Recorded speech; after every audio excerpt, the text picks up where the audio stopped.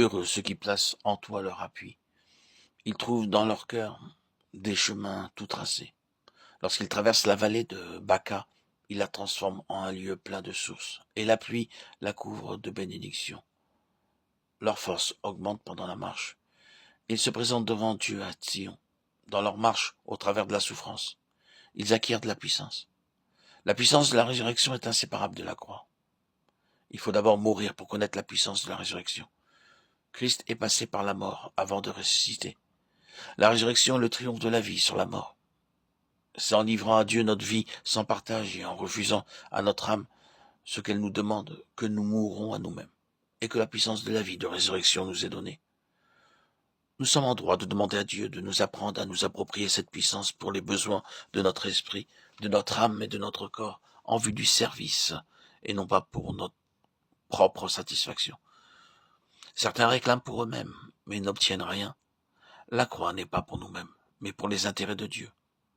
À moins de vivre la croix, Dieu n'a rien en nous. Nous serons comme un bébé qui connaît bien sa Bible, auquel le Seigneur dira lorsqu'il se présentera devant lui: « Je ne vous connais pas, ouvrier d'iniquité. » Beaucoup recherchent les charismes, mais confrontés à des cas spirituels, ils sont incapables de chasser les démons. Ils traversent la vallée de Baca, ils la transforment en un lieu plein de sources, et la pluie la couvre de bénédictions. Leur force augmente pendant la marche, et ils se présentent devant Dieu à Sion. Cela signifie que ces vainqueurs persévèrent et se présentent devant Dieu à Sion.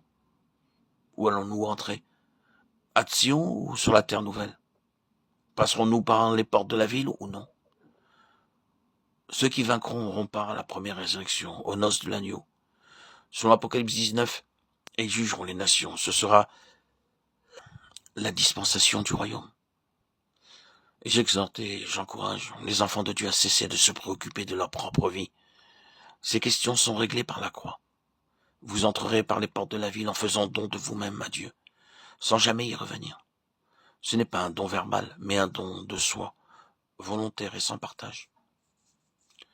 Dieu a tout renfermé dans la croix, et l'univers nouveau qu'il prépare sera la pleine expression de sa pensée. Nous ne pouvons pas concevoir combien cet univers nouveau sera merveilleux. Édifier l'Église n'est pas peu de choses. Cela ne relève pas d'un aspect quantitatif, c'est une question de mesure. Quelle est la mesure de Christ à la balance du sanctuaire? Notre mesure est tellement petite comparée à celle de Christ.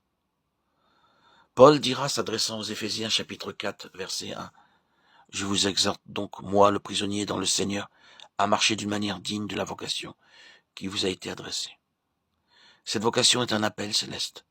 Nous marchons et bâtissons l'Église selon la mesure de la croix que nous vivons.